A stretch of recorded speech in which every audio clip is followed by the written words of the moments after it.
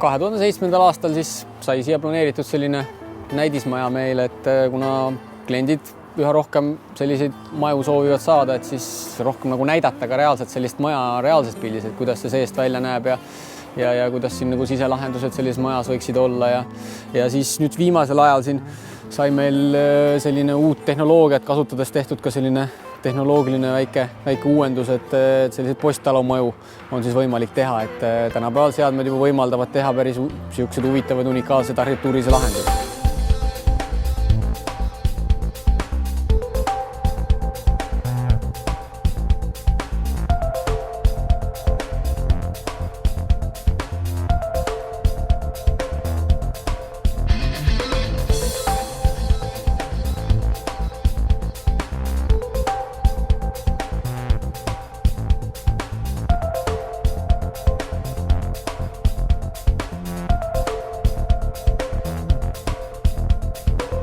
Palkmaa söödapõhjuse puhul me peame jälgima konstruktsioonilisi erinevusi.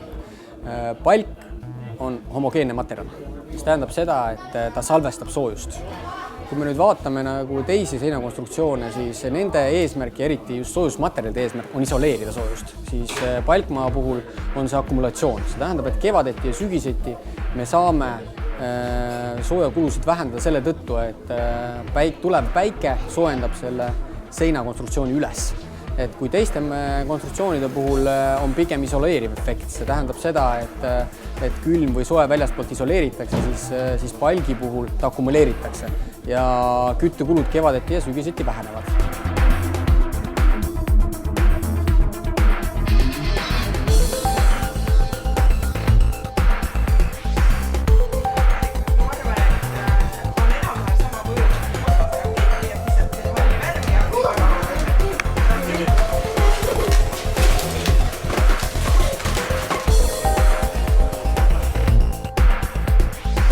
Meie tänaseks põhiliseks eeliseks on individuaalne lähenemine. Kui paljudel on probleemiks tehnilised takistused, siis meie pigem lähtume kliendi individuaalsetest vajadustest.